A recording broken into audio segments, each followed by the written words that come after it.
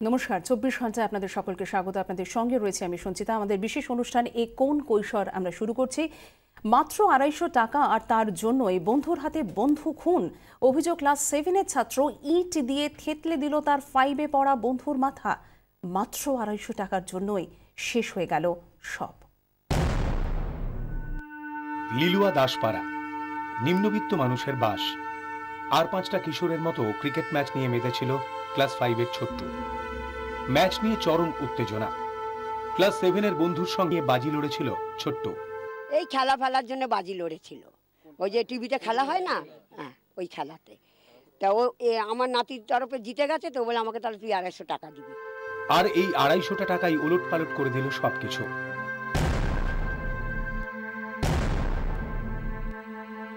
বাজি জিতে যায় ছোট্টু পাসওয়ান, তবে টাকা দিতে রাজি হয়নি তার বন্ধু।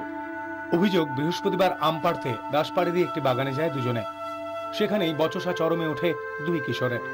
ক্লাস 7-এর ছেলেটি ইট দিয়ে থেতলে দেয় তার ক্লাস 5-এ পড়া বন্ধুর মাথা। দাবি, এরপর পাশের জলাজমিতে পানা দিয়ে ছোট্টুর দেহ ঢেকে রেখে পালিয়ে আসে তার বন্ধু। দুজনেই আম পাড়ার নাম করে বাড়ি থেকে বেরিয়ে এই বাগানেই এসেছিল এবং সেখানেই দুজনের মধ্যে কথা কাটাকাটি হয়। তারপর এক কিশোর অন্য কিশোরকে ইট দিয়ে থেতলে নৃশংসভাবে খুন করে এখানে গাছপালা চাপা দিয়ে রেখে দেয়। গোটা ইট দিয়ে এখানে মেরেছে, অজ্ঞান হয়ে গেছে। অজ্ঞান হতেই আবার নাকি জঙ্গলের ভিতরে নিয়ে গেছে, নিয়ে গিয়ে ইট দিয়ে পুরো মুখটাকে থিতো করেছে, থিতো করে ওই জঙ্গলের মধ্যে পুরো মেরে ঢুকিয়ে দিয়েছে। বহু খোঁজের পর শনিবার উদ্ধার হয় ছোট্টুর দেহ। তদন্তে নেমে পুলিশ জানতে পারে তার বন্ধুর কথা। ক্লাস 7-এর সেই ছাত্র স্বীকার করে নিয়েছে খুনের কথা। ঘটনার পর থেকে থমকে আছে দাসপাড়া। এমন পরিণতি, তাও মাত্র কয়েকটা টাকার জন্য। 24 ঘন্টার জন্য ক্যামেরায় অরিন মুখার্জির সঙ্গে দেবব্রত ঘোষের রিপোর্ট, হাওড়া। কোন মানসিকতা থেকে এই ধরনের কাজ করছে কিশোররা, সেই নিয়ে আমরা আলোচনা করব আমাদের এই বিশেষ অনুষ্ঠানে। আমাদের সঙ্গে দুজন অতিথি আমাদের স্টুডিওতে উপস্থিত রয়েছেন। মনোবিদ শীনা মিশ্র ঘোষ আমার বাঁ দিকে রয়েছেন এবং আমার ডান দিকে রয়েছেন সমাজতত্ত্ববিদ সুচিস্মিতা রায়পাল। প্রথমে সুচিস্মিতাদের কাছে আসি। কোন মানসিকতা থেকে, কোন প্রবণতা কাজ করছে এই ধরনের কাজের ক্ষেত্রে? আসলে প্রথম যে দুটো টার্ম এখানে আমার ভীষণভাবে আমার কানে লাগলো, যেগুলো ভীষণভাবে পাল্টে যাচ্ছে। এক হচ্ছে কৈশোর, আরেক হচ্ছে বন্ধু। কৈশোরের ডিনোমিনেশনটাও আমাদের কাছে পুরো পাল্টে যাচ্ছে, যে এ কেমন কৈশোর যে সে পাকা ক্রিমিনালের মতন সে মারার পরে সে আবার মুখটা থেতলে দিয়েছে। একটা কৈশোর 7-এ পড়ে ছেলে। এবং হচ্ছে বন্ধু, বন্ধু কত পাল্টে যাচ্ছে। বন্ধু আমরা ভাবতে পারি কোনো বন্ধুকে আমরা ইট দিয়ে মাথাটা তার মেরে দিচ্ছি। আসলে যেটা সবচেয়ে বড় কথা, একটা ভীষণ উক্তি আমার আজকে মনে পড়ছে, যে এক প্রবীণ প্রজন্মের কাছে জিজ্ঞেস করেছিল যে তোমাদের সময় তো মোবাইল, হোয়াটসঅ্যাপ, ইমেল এই সমস্ত ছিল না, তো তোমরা কিভাবে তখন দিন কাটাতে? তখন সেই প্রবীণ তিনি উত্তর দিয়েছিলেন যে যেমন করে তোমরা আজকের দিনে স্নেহ, মায়া, মমতা, ভালোবাসা ছাড়া দিন কাটাও। তো আসলে ঘটনা তো তাই, যে স্নেহ, মায়া, মমতা, দায়বদ্ধতা সবকিছু আমাদের সমাজ থেকে আজকে সরে যাচ্ছে এবং পুরো একটা সমাজ ব্যবস্থাকে এটা ধ্বংসের দিকে টেনে নিয়ে যাচ্ছে। আজকের ঘটনাটা তারই প্রমাণ। আমি শীনার কাছে আসবো। কতটা নির্মম এই ঘটনা!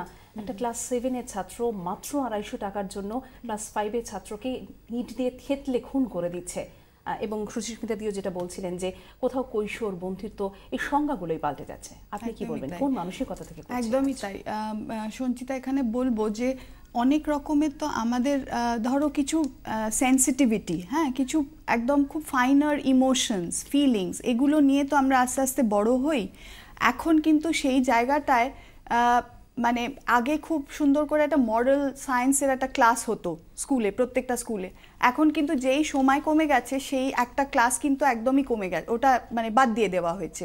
আর তাছাড়াও ধরো মা বাবার মধ্যে বাচ্চাদের সাথে কমিউনিকেশন কম, কথাবার্তা কম, কোনো কিছু একটা জিনিস কোনো ফিলিংয়ের মাধ্যমে একটা বাচ্চা যদি একটা মা বাবাকে কিছু একটা জিনিস চাইলো, সেই চাওয়াটার প্রতি যেই একটা ফিলিং আছে, সেই ফিলিংটার ওপর একদম কেউ রেকগনিশন দেয় না।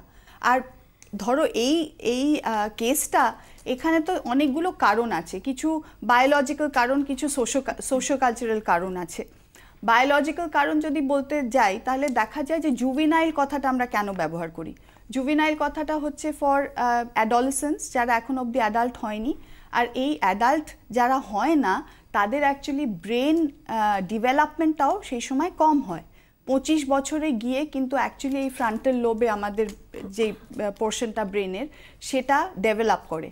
আর এই ফ্রন্টাল লোবের ব্রেনের মধ্যে আমাদের অনেক রকম অন্য মানে ধরো রিজনিং পাওয়ার, ডিসিশন মেকিং, মানে সেন্স অফ রেসপন্সিবিলিটি, এই জিনিসগুলো সব কিন্তু সেইখানেই মানে ম্যাচিওর করছে। কিন্তু যেহেতু সেই জায়গাটা তৈরি হয়নি, সেই সময় অনেক বাচ্চারা ইম্পালসিভ হয়ে যায়, না চিন্তা করে না ভাবনা করে অনেক কাজ করে ফেলে। তো এটা হলো তোমার বায়োলজিক্যাল কারণ। তারপর ধরো অনেক রকম সোশো কালচারাল কারণ আছে। এই যে তুমি বলছো যে 250 টাকার জন্য কেন হবে, এটার দেখো একটা সেন্স অফ হওয়াই উচিত নয়। এক্স্যাক্টলি, এক্ষেত্রে টাকার অঙ্কটাও খুব কম। এক্স্যাক্টলি। এবার মানে প্রোগ্রামের প্রথমেই শুনলাম যে খুব লোয়ার সোশিও ইকোনমিক জায়গাটায় হয়েছে। হ্যাঁ, তো সেখানে তো দেখাই যাচ্ছে যে ডেপ্রিভেশন, এই সেন্স অফ ডেপ্রিভেশন যে আমি পাচ্ছি না, এটা কিন্তু অ্যাকচুয়ালি কে কতটা পাচ্ছে তার উপর ডিপেন্ড করে না, এটা একটা খুব পার্সোনাল ব্যাপার। আজকে একটা ছেলে মেয়ে বা একজন কিশোর যে অনেক কিছু পায়, তারও কিন্তু একটা আরেকটা কিছু না পাওয়ার একটা ডেপ্রিভেশন থাকতে পারে। আবার এই বাচ্চাটার হয়তো 250 টাকাটাই একটা বিরাট বড় অঙ্ক ছিল, যেটার জন্য ও এরকম করে চিন্তা করলো যে আমি এরমভাবে একটা ড্রাস্টিক স্টেপ নেব। হ্যাঁ, আর ধরো কিছু ফ্যামিলিগত যেগুলো, সেগুলো তো ভীষণভাবে ইনফ্লুয়েন্স করে। যেই বাচ্চারা ধরো খুব ছোটবেলা থেকে ভায়োলেন্স দেখেছে, মানে ফ্যামিলির মধ্যে মা বাবার মধ্যে খুব ঝগড়াঝাটি, কোনো রকমের কোনো বা পাড়ায় সেরকম কিছু দেখেছে, তাদের মধ্যে এই ধরনের একটা মানসিকতা ঘটতে পারে। আমি একটু সুচিস্মিতাদির কাছে আসবো। যেটা শিনা বলছিলেন যে মরাল যে ভ্যালুজ, মূল্যবোধ, সেগুলো অনেকটা হারিয়ে যাচ্ছে, এবং কোথাও যে এই যে একে অপরের যে স্নেহ ভালোবাসা, যেটা আগেও আপনি তুলে ধরছিলেন, কোথাও এই আপব্রিঙ্গিং, যেটা উনিও উল্লেখ করেছেন, এই আপব্রিঙ্গিংটাকে এই ধরনের কোথাও বিষয়ে ধাবিত করতে ইয়ে করে। স্কুলে যেতে শিনা বললেন যে স্কুলে আমাদের মরাল ট্রেনিং এর যে ক্লাসগুলো সেগুলো আমাদের বন্ধ হয়ে গেছে, কিন্তু আমার মনে হয় যে স্কুলের আগেও হচ্ছে পরিবার, ফ্যামিলি, সেখানে আমরা কি শিখাচ্ছি। আমরা আজকে পেরেন্টসরা আমরা কিন্তু এরকমই বলি যে তোকে একটা মারলেতে দুটো মেরে দিয়ে আসবি, তাই না? তো এই জিনিসগুলো মানে ভায়োলেন্স আসলে কিন্তু ফ্যামিলি থেকেই আসছে। মানে আমরা তো অনেক এ ধরনের ঘটনা দেখছি, আমরা নিজেরা স্টুডেন্টদের নিয়ে থাকি, আমরা দেখছি যে ভায়োলেন্সের প্রথম শিক্ষা কিন্তু পরিবার থেকেই আসছে, যে বাবা মা বা বড়রা যারা রয়েছেন তারা কিভাবে শিখাচ্ছেন, এবং তারপরে মিডিয়া তো একটা ওয়ান অফ দ্য ফ্যাক্টর। এবং যেটা শিনার সঙ্গে আমি একটা জায়গায় ডিফার করছি যে হ্যাঁ, ওর ফ্রন্টাল লোব সেটা ডেভেলপ করেনি, ও কৈশোর, কিন্তু কথা হচ্ছে যে ও কিন্তু কাজটা করেছে পুরো পাকা ক্রিমিনালের মতন, মানে ইট দিয়ে একটা মানুষের মুখ সে থেতো করেছে যাতে তাকে চিনে নেওয়া না যায়।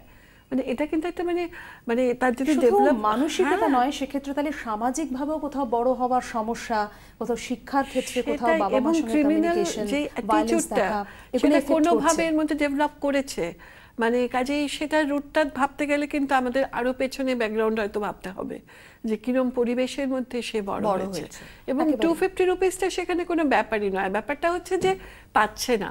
এবং এই একটা প্রজন্ম যেন এটাও হচ্ছে কথা যে ওদের হচ্ছে মানে যা চাই আমার এক্ষুনি চাই, যেটা উনিও বলছিলেন, শিনাও বলছিলেন যে কোথাও এই প্রজন্মের ছেলেমেয়েরা অনেক বেশি ইম্পালসিভ হয়ে যাচ্ছে। সেটা কেন হচ্ছে? ওদের কোনো মানে আমাদের শেখাতে হবে, চাইছে তো সঙ্গে সঙ্গে দিয়ে এসছি যে ধৈর্য ধরো। আগে আমাদের বলা হতো যে পরীক্ষায় ভালো রেজাল্ট করো তাহলে এটা পাবে, তো এখন তো আমরা সেগুলো শিখাই না, বিকজ আমরা নিজেরা গিলটি, আমরা কাজে বেরোচ্ছি, তো যা বাবা যা চাইছে দিয়ে দে।